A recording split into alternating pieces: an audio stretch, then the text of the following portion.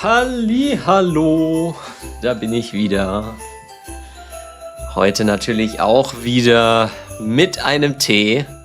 Ich habe es ja schon beim letzten Mal gesagt, das ist ja schon Tradition. Heute mit einem Pfefferminztee. Natürlich, die Deutschen lieben Pfefferminztee. Und deshalb trinke ich heute auch mal einen deutschen Pfefferminztee. Und zwar, ja, ist der wirklich, diese Pfefferminze, aus dem Garten von meinen Eltern. Meine Eltern haben einen großen Pfefferminzbusch im Garten und sie haben dort die Pfefferminzblätter geerntet und also ja, abgemacht von der Pflanze, getrocknet, in der Sonne ein bisschen getrocknet und ja, wenn die Teeblätter trocken sind, dann sind sie perfekt für den Tee und deshalb trinke ich jetzt hier keinen frischen Pfefferminztee, aber aus dem Garten meiner Eltern. Also das ist doch was. Sehr lecker. Der schmeckt sehr, sehr gut. Besser als aus dem Supermarkt. Die Pfefferminze aus dem Garten schmeckt am besten. Definitiv. So, stelle ich mal den Tee beiseite. Wie immer uncut. Also, herzlich willkommen. Schön, dass ihr da seid. Und ja, Weihnachten kommt immer näher. Ich hoffe, dass ich diese Podcast-Episode noch vor Weihnachten hochladen kann. Sonst ist es natürlich ein bisschen komisch. Heute ist ja der 3. Dezember, an dem ich diese Podcast-Episode aufnehme. Ich weiß noch nicht, wann ich die Episode hochlade. Es gibt noch ein paar Episoden davor. Es kommen noch ein paar. Es gibt noch ein paar davor. Und ja, Weihnachten. Ich bin jetzt schon langsam so ein bisschen in Weihnachtsstimmung. Ich weiß nicht, wie es euch geht, aber ja, für mich ist der Dezember der Anfang der Weihnachtszeit. Natürlich im Supermarkt, selbst hier auch in Japan, gibt es schon seit November Weihnachtsartikel. Also zum Beispiel Adventskalender oder Weihnachtsgebäck, also Lebkuchen, Stollen, Marzipan. Ja, das ist traditionelles deutsches Weihnachtsgebäck. Und Weihnachtsdekorationen natürlich. Aber ja, Dezember. Dezember ist für mich der Beginn. Im November, nein, da bin ich noch nicht in Weihnachtsstimmung. Da bin ich noch so ein bisschen eher in Herbstlaune. Und ja, aber dann ab Dezember geht's los. Ja, 3. Dezember heute, das heißt, das dritte Türchen kannst du heute aufmachen.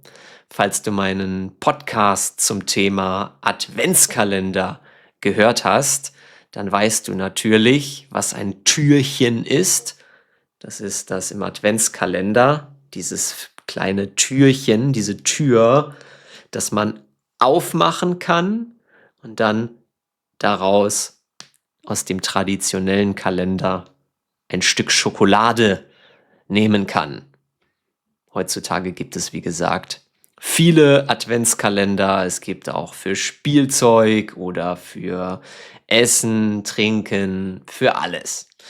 Aber der traditionelle Kalender ist mit Schokolade und ich habe natürlich auch schon das dritte Türchen aufgemacht und ich habe natürlich einen traditionellen Adventskalender mit Schokolade.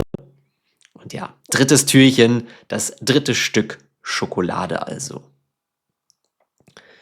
Ich hoffe, auch du hast schon dein Adventskalender, dein drittes Türchen geöffnet. Falls du keinen Adventskalender hast, ja, vielleicht kannst du dir jetzt noch einen kaufen. Ist ja nicht schlimm, wenn man ein bisschen später damit beginnt. Dann öffnest du einfach das erste das zweite und das dritte Türchen am gleichen Tag. Kannst du also noch mehr Schokolade essen. Das ist doch auch nicht schlecht.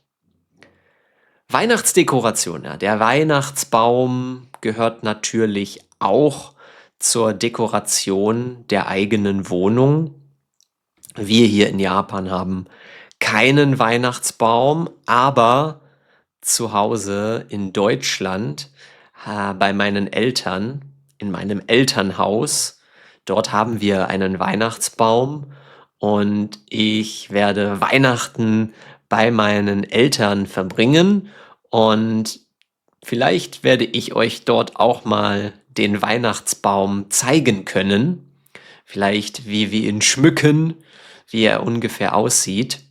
Also, ja, ein Weihnachtsbaum ist natürlich, ja, die Dekoration Nummer 1, die die meisten Leute in Deutschland haben. Heutzutage gibt es aber nicht nur, ja, einen echten Weihnachtsbaum. Übrigens, der Weihnachtsbaum, das ist eine Tanne. Meistens sind das Nordmann-Tannen, also Tannen aus dem Norden von Deutschland oder aus den nördlichen Ländern, aus Skandinavien. Nordmann-Tanne, ich weiß nicht, ich denke, sie kommt hauptsächlich aus dem Norden. Das lässt zumindest der Name vermuten. Also man denkt das wegen des Namens. Der Name lässt es vermuten. Man denkt es wegen des Namens. Also der Name Nordmann-Tanne lässt vermuten, dass die Tanne, der Baum, aus dem Norden kommt. Und ja, aber heute haben viele gar keinen echten Baum in ihrem Wohnzimmer, sondern sie haben einen künstlichen Weihnachtsbaum. Also aus Plastik oder aus Kunststoff, einem künstlichen Material. Kein natürliches Material, also kein natürlicher Baum, sondern ein künstlicher Baum. Künstliches Material. Übrigens bei Material immer aus. Etwas ist aus einem Material. Zum Beispiel diese Tasse ist aus Keramik oder dieses Massagegerät ist aus Holz. Übrigens, das ist richtig super. Das habe ich vor kurzem in einem Laden gefunden. Und zwar kann man sich selbst den Nacken mit diesem Massagegerät massieren. Und ich sitze ja sehr viele Stunden pro Tag. Und natürlich verspannt mein Nacken verspannt sich und ich versuche ihn mit diesem Massagegerät aus Holz ein bisschen zu entspannen. Verspannen, entspannen. Also mein Nacken ist ein bisschen verspannt und das tut gut. Und ja, also dieses Gerät ist aus Holz. Lasst uns nicht abschweifen vom Thema, sondern zurückkommen zum Weihnachtsthema. Übrigens, wie findet ihr das, dass, wenn ich in meinem Podcast ein bisschen vom Thema abweiche, also zum Beispiel, ich spreche über Weihnachten und plötzlich spreche ich über Massagegeräte. Findet ihr das ein bisschen störend oder sagt ihr, nein, Falk, das ist super, viele Themen, spontan, authentisch, das mögen wir? Schreibt das ruhig gerne auch mal in die Kommentare. Also der Weihnachtsbaum, ja, ein künstlicher Weihnachtsbaum. Wir in meiner Familie hatten früher auch zweimal einen künstlichen Weihnachtsbaum und ja, das war auch nicht schlecht. Aber so ein richtiger Weihnachtsbaum, ein natürlicher, ist natürlich traditionell und sehr schön. Man kann den Duft von den Nadeln riechen, den Duft, den Geruch. Ja, Duft ist immer, es klingt nach einem guten Geruch. Ein guter Geruch, das ist ein Duft. Und ein schlechter Geruch,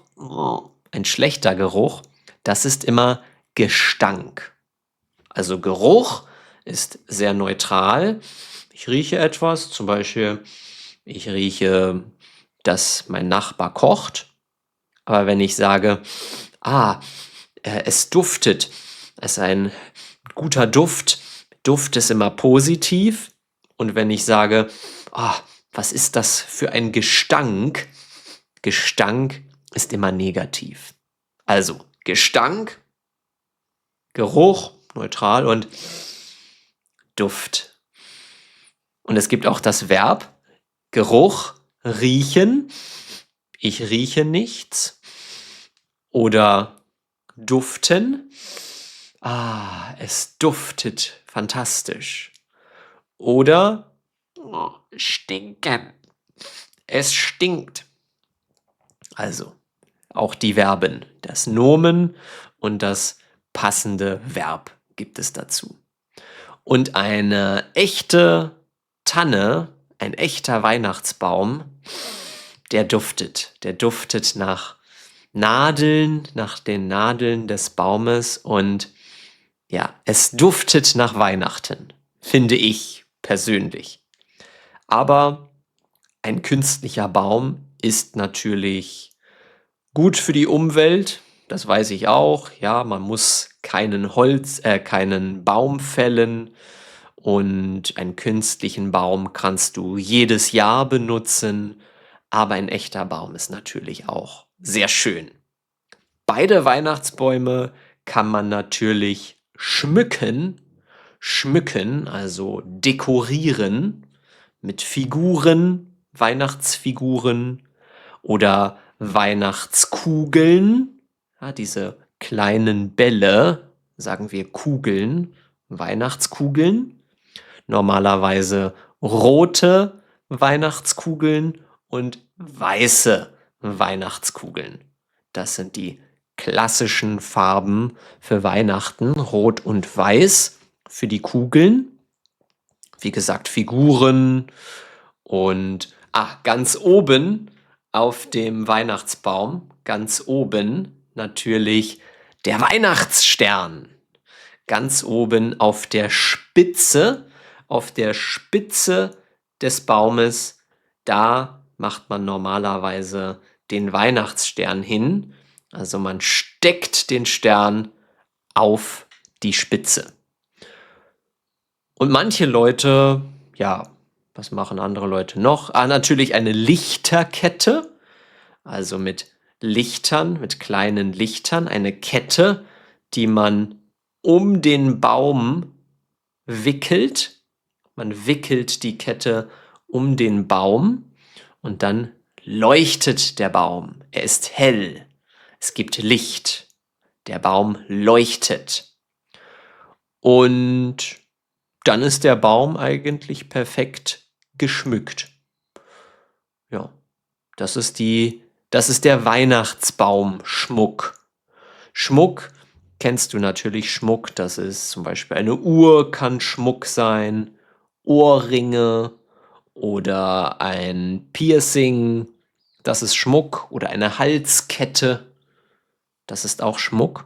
Aber Schmuck gibt es auch im Sinne von Dekoration, also Weihnachtsschmuck für den Baum, Weihnachtsbaumschmuck, also die Dekoration für den Weihnachtsbaum. So, und jetzt habe ich schon wieder so viel gesprochen. Jetzt muss ich erstmal einen Schluck Pfefferminztee trinken. Sehr gut. Sehr, sehr lecker.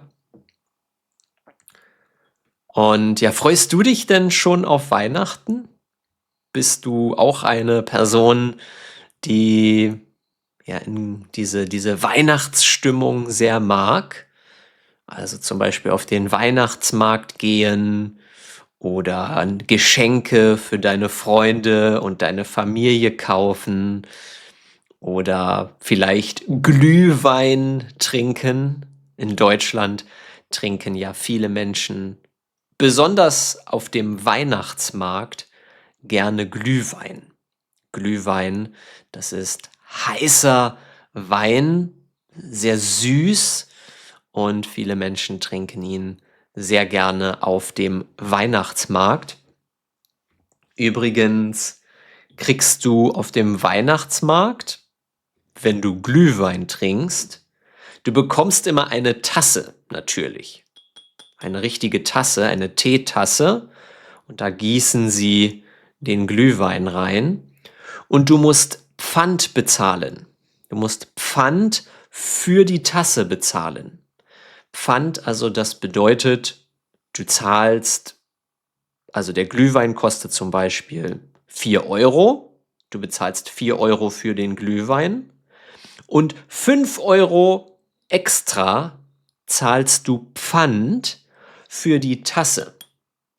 Und wenn du die Tasse wieder zurückgibst, nachdem du den Glühwein ausgetrunken hast, wenn du alles getrunken hast, wenn du ihn ausgetrunken hast, dann gibst du die Tasse zurück und du bekommst die 5 Euro zurück. Also das nennt man Pfand. Du kriegst etwas und wenn du es zurückgibst, dann kriegst du dein Geld auch wieder. Natürlich nicht das Geld für den Glühwein, aber das Geld für die Tasse. Das machen die Leute, weil sie natürlich die Tasse zurückbekommen möchten. Sie möchten, dass du die Tasse zurückgibst, also musst du Pfand bezahlen. Andere Leute oder viele Leute, zum Beispiel einer meiner Schüler, hat mir erzählt, dass er gesagt hat, oh, die Tasse, die ist so schön und 5 Euro, das ist gar nicht so viel. Ich würde diese Tasse auch für 5 Euro kaufen. Also hat er sein Pfandgeld nicht zurückgeholt und er hat die Tasse behalten. Das machen viele Leute in Deutschland. Sie nehmen diese Tasse, diese Weihnachtsmarkttasse, als Souvenir mit. Ich weiß nicht, ob das so gut ist. Ich kann natürlich verstehen, es ist ein tolles Souvenir vom Weihnachtsmarkt, aber das ist eigentlich nicht der Sinn vom Pfand. Du kennst ja Pfand auch von den Pfandflaschen in Deutschland. In Deutschland die Plastikflaschen schmeißt man nicht in den Mülleimer, man schmeißt die Flaschen nicht weg, sondern man gibt sie zum Supermarkt zurück. Und wenn du sie zum Supermarkt zurückbringst, bekommst du Geld. Du bekommst Geld zurück. Das Pfandgeld. Das bedeutet Pfand. Und beim Weihnachtsmarkt musst du, wie gesagt, für die Tasse, für die Glühweintasse Pfand bezahlen. Ich habe das, wenn ich früher, als ich Glühwein getrunken habe, habe ich die Tasse, ja, ich habe die Tasse immer zurückgegeben und mein Pfandgeld bekommen. Ja, ich denke, das ist die bessere Option. Wenn ich eine Weihnachtstasse kaufen möchte, dann kaufe ich sie lieber offiziell. Und ja, die Leute freuen sich natürlich, wenn sie die Tasse zurückbekommen. So, ich trinke noch einen Schluck. Also, schon alles ausgetrunken. Alles, ja, man sagt ausgetrunken, aber beim Essen sagen wir nicht ausgegessen, sondern aufgegessen. Ich trinke den Tee aus, aber ich esse